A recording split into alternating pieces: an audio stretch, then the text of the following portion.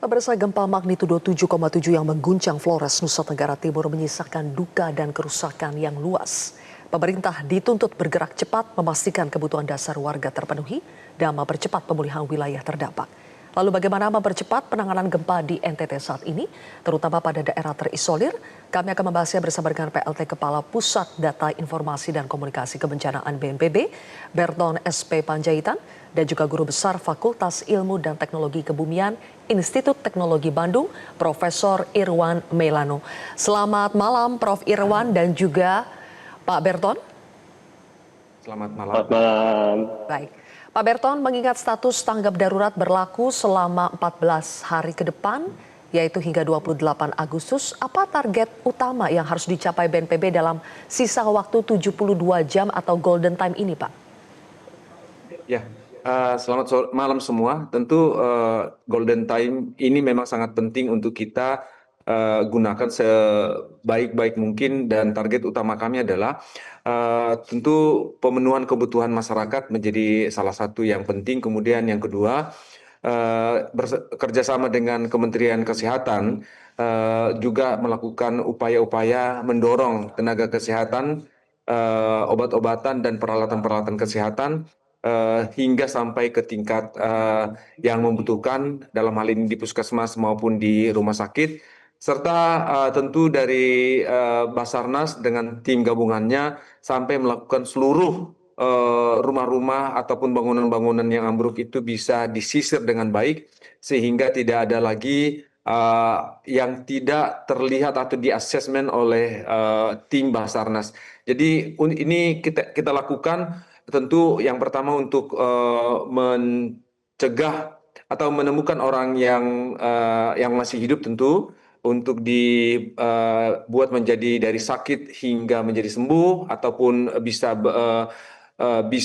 lebih pulih, dan juga kalaupun sudah meninggal misalnya, terus ini disisir dari bangunan-bangunan yang sudah rubuh. Itu mungkin strategi kita hingga golden time bisa kita dapatkan. Oke, sampai pukul 6.18 waktu Indonesia Barat, Pak Berton, bagaimana perkembangan dari jumlah korban jiwa dan juga pengungsi? Ya, kita tetap menyampaikan belasungkawa yang sedalam-dalamnya kepada keluarga maupun handai tolan, baik yang meninggal maupun yang mengalami luka. Kami pemerintah selalu memberikan empatinya. Jumlah yang meninggal hingga pukul 5 waktu Indonesia bagian Barat, data yang kami kumpulkan, sebanyak 70 korban meninggal. Di antaranya itu ada 41 pria, kemudian ada 29 perempuan, dan di antaranya ini juga ada usia 38 jiwa berusia dewasa, sementara ada 27 lansia dan 2 anak-anak. Nah, ini menjadi hal yang menyakitkan atau memilukan bagi kita semua. Kami tetap melakukan juga kepada pengungsi untuk memberikan layanan dasar yang memadai. Sekarang ini kami mencatat bahwa ada lebih dari 40.000 pengungsi yang tersebar di 7 kabupaten. Ini sebenarnya tidak menggambarkan, sekali lagi tidak menggambarkan bahwa ini adalah kerusakan rumah. Kerusakan rumah sendiri ada 11.925. Jadi banyak sekali warga masyarakat itu terlalu takut untuk masuk ke rumah karena memang gempa susulan itu masih sangat banyak, dan kami sendiri setiap hari mengalami gempa. Yang kami berada di Labuan Bajo tetap mengalami gempa. Kami sendiri merasa sedikit panik, tapi kami saya kira warga juga akan mengalami hal sama. Tapi tetap menghimbau agar masyarakat tetap tenang dan tidak terlalu panik.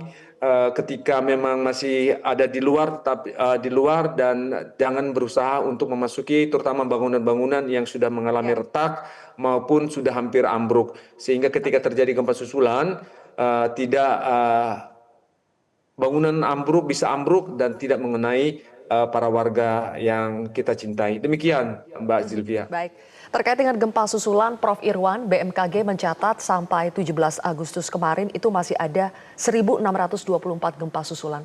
Apa yang sebenarnya terjadi sehingga jumlah gempa susulan ini sangat banyak, Pak?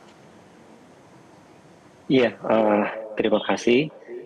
Sebelum saya menjelaskan hal-hal yang teknis, kami pun turut berduka apa yang dialami oleh saudara-saudara kita di NTT ini sangat berat ya. Terkait dengan jumlah gempa susulan. Jadi untuk sebuah gempa dengan magnitudo 7,7, kemudian lokasinya sangat dangkal, maka wajar kemudian gempa susulan itu akan sangat banyak di hari-hari awal, tapi kemudian makin lama akan semakin berkurang.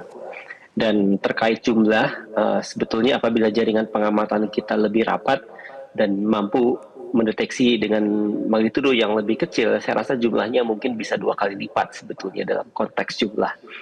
Tetapi di luar jumlah yang perlu kita perhatikan adalah magnitudo dari gempa susulan. Baik, pemirsa, kami kembali melanjutkan perbincangan. Tadi sudah ada Prof. Irwan Mailano dan juga Pak Entor. Saya akan kembali ke Prof. Irwan. Mohon maaf tadi terpotong acara konferensi pers. Kami ulangi kembali, Prof. Irwan. Ketika gempa susulan terjadi sampai kemarin itu sebanyak 1.624, apa yang sebenarnya terjadi? Apa penjelasannya? Iya, jadi sudah gempa utama, apalagi gempanya dengan magnitudo 7,7, itu biasa memang diikuti dengan gempa susulan yang magnitudonya lebih kecil. Nah, jumlah yang tadi disampaikan sampai lebih dari 1.000 itu adalah jumlah yang wajar, tetapi yang perlu kita perhatikan bukan sekedar jumlah, tetapi juga seberapa besar kekuatan gempa susulan. Yang kita masih khawatirkan apabila ada gempa susulan dengan magnitudo di atas 6. Walaupun secara magnitudo lebih kecil, tetapi apabila jaraknya dekat dengan pemukiman, dekat dengan garis pantai dan dangkal, dengan kondisi bangunan yang sekarang sudah terdampak oleh gempa utama, maka kita khawatir kerusakannya bisa cukup signifikan. Jadi memang masyarakat dan pemerintah daerah harus tetap waspada. Walaupun ini gempa susulan, tapi sangat mungkin kemudian memberikan dampak kerusakan. Oke, dalam kondisi masih banyak atau mungkin kembali terjadi gempa susulan, apa yang harus diantisipasi oleh warga? Bagaimana cara mereka mengantisipasinya supaya aman, Prof? Iya, jadi sebetulnya ada 2 hal. Yang pertama adalah potensi dari gempa susulan. Di beberapa daerah biasanya gempa susulan walaupun tidak terlalu besar, sangat mungkin diikuti oleh bencana susulan. Ini tidak kita harapkan terjadi, tapi banyak sekali beberapa wilayah kita, misalnya tanah yang kemudian sudah terguncang kemudian mengalami longsoran. Ini semoga tidak terjadi. Apa yang saran kami, apa yang perlu dilakukan oleh masyarakat dan pemerintah daerah, yaitu masyarakat terutama tetap tinggal di lokasi pengungsian, dan mudah-mudahan saya yakin ini difasilitasi oleh pemerintah daerah dan pemerintah pusat.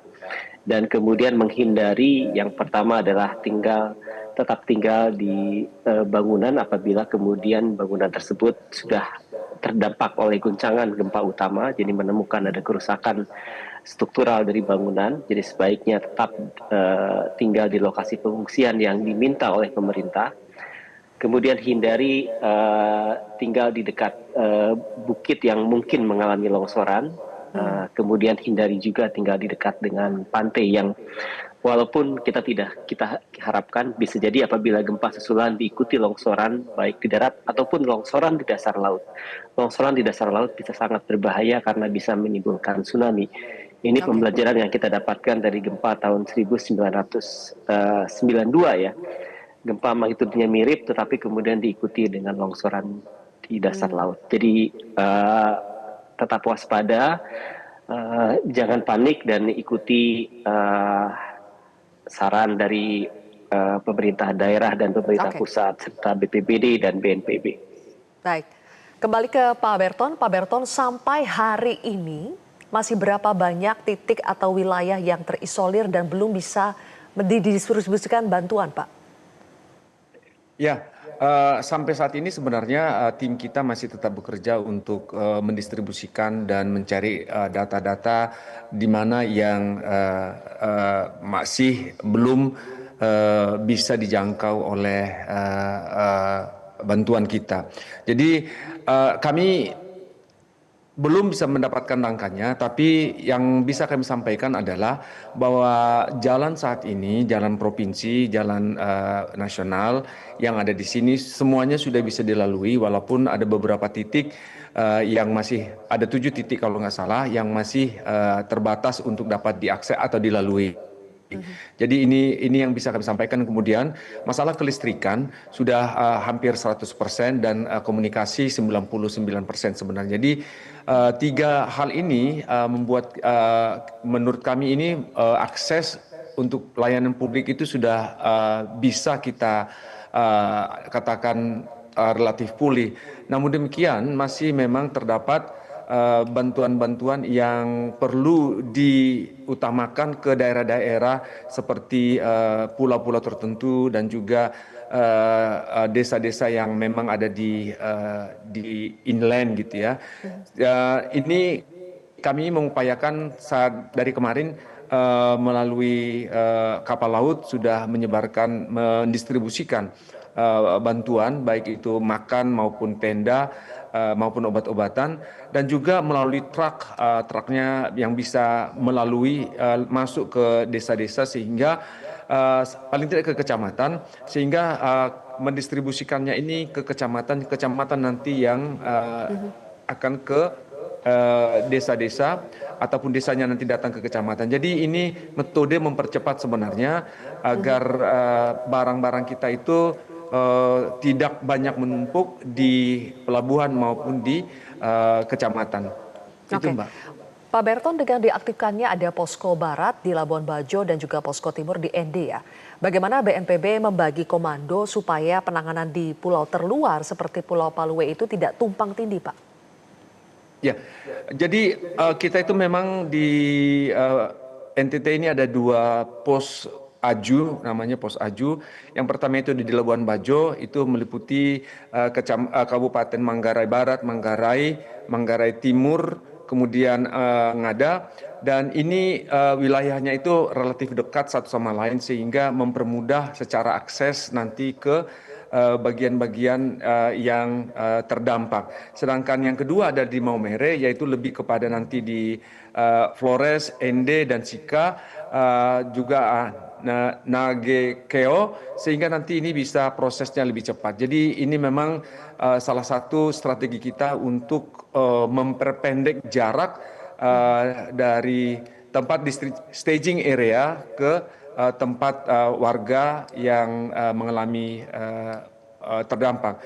Sedangkan dari Jakarta sendiri kita memiliki pos di Jakarta yang setiap saat ketika ada pesawat Hercules bisa datang ke 2 lokasi ini. Oke, baik. Dan saat ini juga sebenarnya kalau nggak salah 2 kapal laut yang digunakan untuk mendistribusikan makanan bantuan itu datang dari Surabaya maupun dari Jakarta. Oke, baik. Terima kasih Pak Berton, dan terakhir ke Prof. Irwan. Prof. Irwan, belajar dari gempa yang terjadi kali ini, infrastruktur mitigasi permanen seperti apa sebetulnya yang ke depan wajib dibangun di pulau-pulau kecil NTT supaya tidak lagi ada namanya isolasi total saat terjadi bencana? Iya. Jadi apabila kita belajar dari kejadian gempa di NTT dan juga gempa-gempa sebelumnya di Indonesia, ada beberapa persoalan. Yang pertama terkait dengan infrastruktur bangunan tahan gempa. Jadi kita semua memperhatikan bahwa infrastruktur penting seperti bangunan pendidikan, sarana ibadah, kemudian fasilitas kesehatan, fasilitas pemerintahan, ini terdampak cukup signifikan mengalami kerusakan akibat bencana. Jadi ada persoalan serius mengenai kualitas infrastruktur strategis. Ini yang kemudian pelan-pelan harus kita perbaiki. Dan kami di tim Pusat Studi Gempa Nasional atau PUSGEN ini sudah membuat peta gempa Indonesia yang menjadi bagian dari standar nasional Indonesia untuk bangunan tahan gempa. Jadi pelan-pelan kemudian kita perkuat bangunan infrastruktur strategis.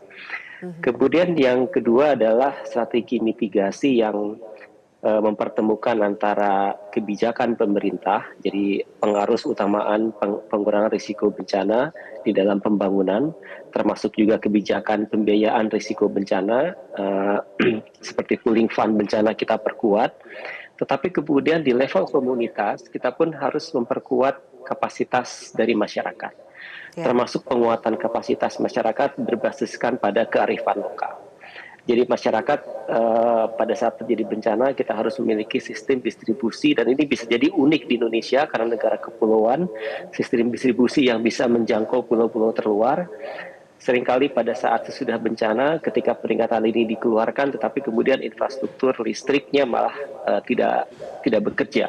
Untuk itu kita harus memiliki infrastruktur penyebaran informasi di pulau-pulau terluar yang kuat, yang robust pada saat terjadi bencana, termasuk infrastruktur menyebarkan distribusi bantuan. Nah, selain itu pun kita harus membangun kapasitas masyarakat untuk membantu sesama masyarakat. Kita yakin bahwa kita memiliki sejarah panjang, kita punya masyarakat kita adalah masyarakat yang tangguh, punya budaya gotong royong yang kuat. Ini yang kemudian kita kembangkan. Kita tingkatkan kapasitas masyarakat agar kemudian di masa depan mereka bisa menyelamatkan diri mereka sendiri sambil menunggu kemudian bantuan bisa masuk. Jadi dua hal, yaitu memperkuat kebijakan pemerintah, kapasitas pemerintah, tapi di waktu yang bersamaan juga meningkatkan kapasitas masyarakat. Baik, terima kasih. Kalau begitu Guru Besar Fakultas Ilmu dan Teknologi Kebumian ITB Profesor Irwan Melano dan juga PLT Kepala Pusat Data Informasi dan Komunikasi Kebencanaan BNPB Bapak Berton SP Panjaitan sudah bergabung di Prime Time News. Jelajahi cara baru mendapatkan informasi. Download Metro TV Extend sekarang.